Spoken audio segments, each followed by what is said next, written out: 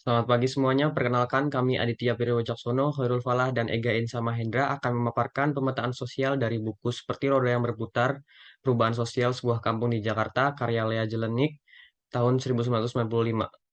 Untuk outline dari presentasi kali ini yaitu pertama gambaran umum, kedua karakteristik, ketiga tipe kepemimpinan, keempat kegiatan penting, kelima perubahan sosial, dan keenam kesimpulan. Selanjutnya gambaran umum. Berikut peta lokasi dari wilayah studi yaitu Kebon Kacang, di mana Kebon Kacang adalah salah satu kelurahan di Kecamatan Tanah Abang, Kota Administrasi Jakarta Pusat, Provinsi Daerah Khusus Ibu Kota Jakarta, Indonesia. Luas wilayah Kelurahan Kebon Kacang sendiri sekitar 0,71 km persegi. Selanjutnya sejarah. Pertama pada zaman normal, yaitu pada tahun 1930 sampai 1942, di mana masih dikuasai Belanda, daerah terbelakang Batavia dan sulit untuk ke kota, namun setelah berkembang jadi mudah. Penduduk mayoritas berkebun sayur mayur lalu dijual, patriarki juga masih kental, migrasi sudah mulai masuk, kemudian kebutuhan didapat dari lingkungan sekitar, pedagang masih sedikit, dan pada tahun 1937 pondokan mulai dibangun. Selanjutnya itu pada zaman perang, pada tahun 1942 sampai 1949, di mana dikuasai oleh Jepang, Jepang datang ke Indonesia, kebun kacang aman karena Jepang tidak terlalu memperdulikan kampung. Ada pro dan kontra di antara masyarakat kepada Jepang, penduduk sibuk bekerja atau usaha, penduduk kampung bermuka dua, di mana di kota pro Belanda, sedangkan di kampung pro nasionalis. Selanjutnya itu zaman kemerdekaan pada tahun 1949 sampai 1965. Pada masa Orde Lama, fasilitas masih kacau tetapi penduduk tidak merasakan karena terbiasa tidak memakainya. Pekerjaan mudah didapat. Pada tahun 1950, mulai berdagang. Penduduk tidak peduli dengan politik dan berpura-pura mendukung tiga partai besar, dan penduduk kampung mencintai Soekarno. Selanjutnya pada zaman pembangunan, yaitu pada masa Orde Baru, tahun 1966, kampung menjadi padat dan kualitas hidup memburuk.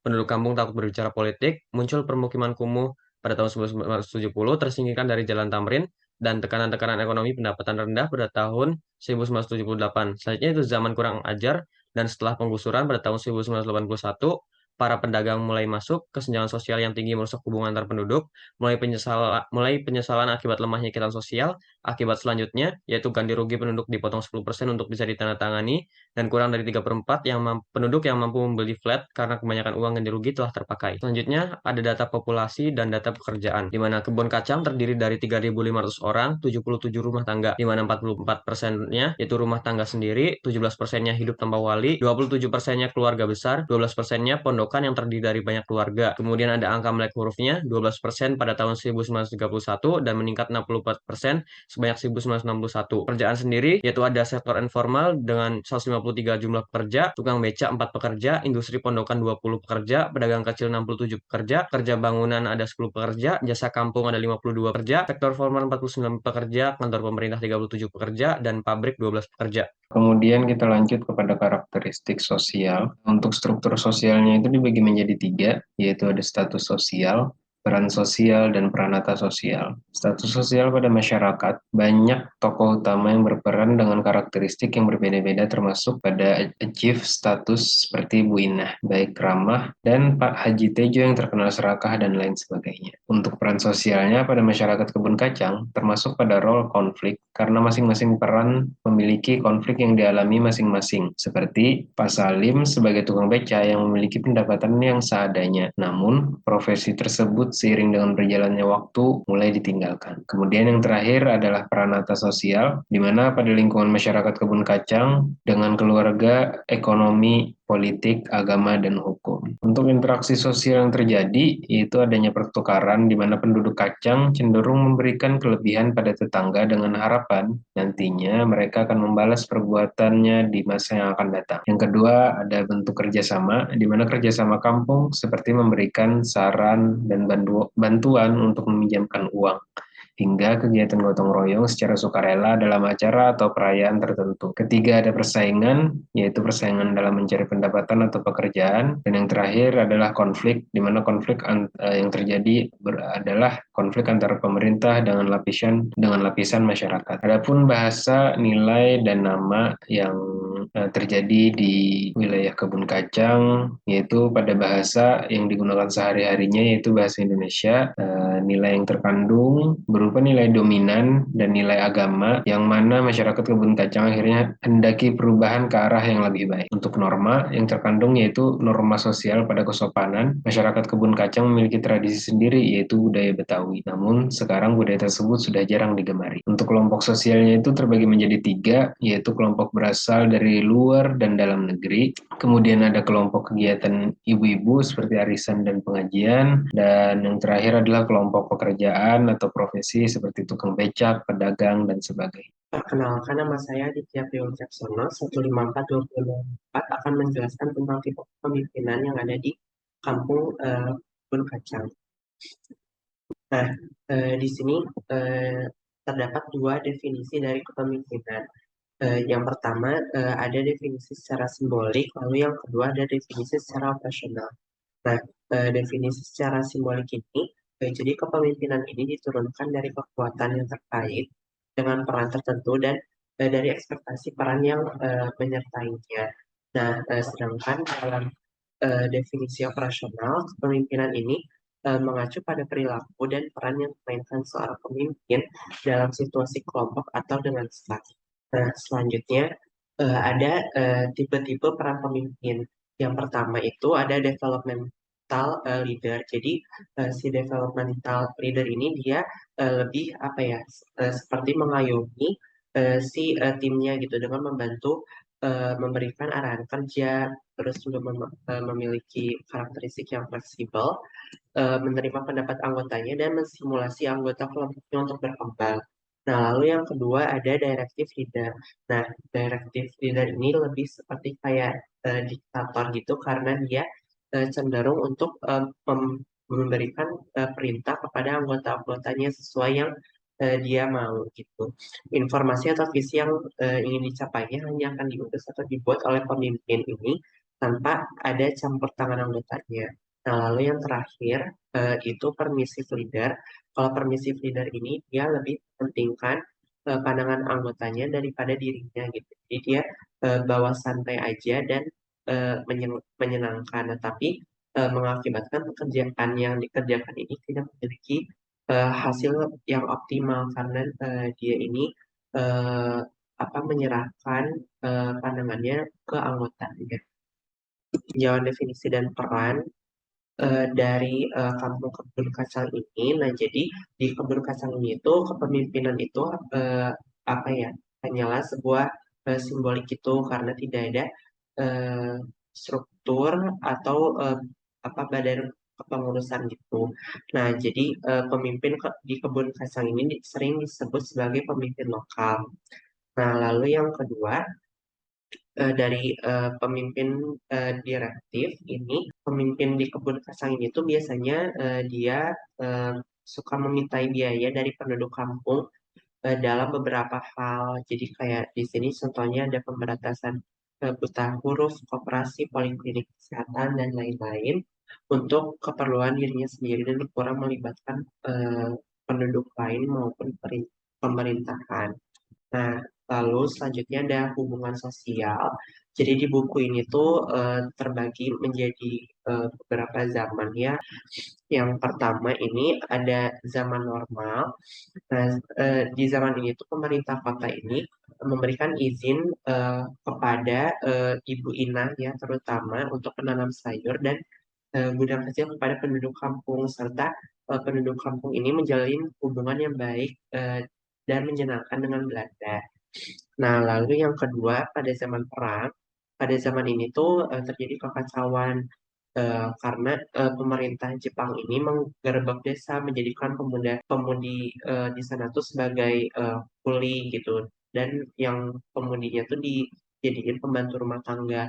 Nah, selain itu mereka juga para penjajah ini merampas hasil panen ternak, makanan hingga perabot rumah tangga.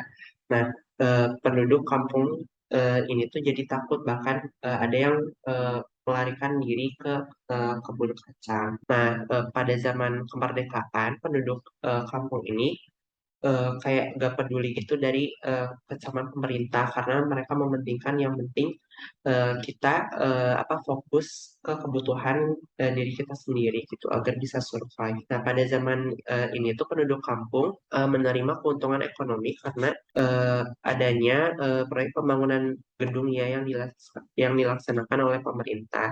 Nah, tetapi pada akhir tahun 1970-an, pemerintah ini membuat kebijakan-kebijakan yang menghancurkan perekonomian mereka, misalnya seperti kebijakan pembatasan operasi beca yang menyebabkan perekonomian tukang beca di kebun kacang ini menurun. Selain itu, pada zaman ini juga dijelaskan bahwa penduduk pendatang itu tidak begitu akrab dengan penduduk kampung, jarang bergaul dan terlibat dalam kegiatan kampung karena penduduk pendatang ini dianggap sebagai orang luar, sama halnya seperti orang kaya dan orang miskin. Nah, orang Cina selain itu orang Cina juga menjadi role model dalam mengelola usaha di bidang industri dan pedagang kecil.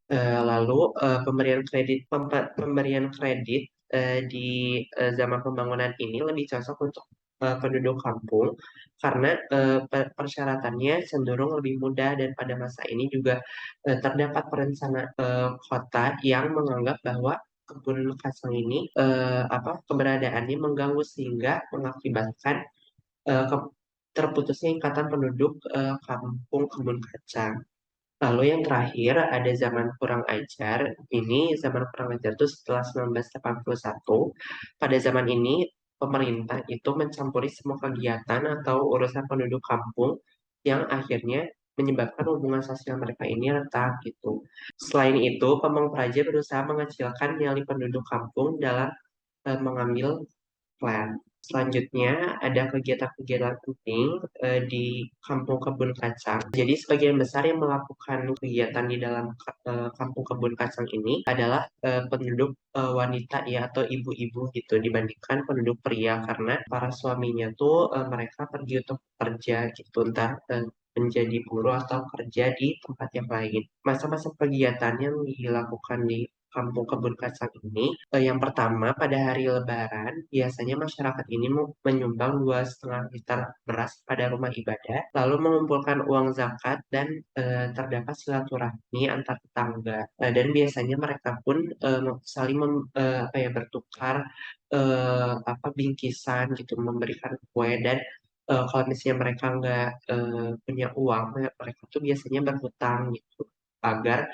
pas hari Lebaran ini bisa memakai baju baru ataupun membuat makanan.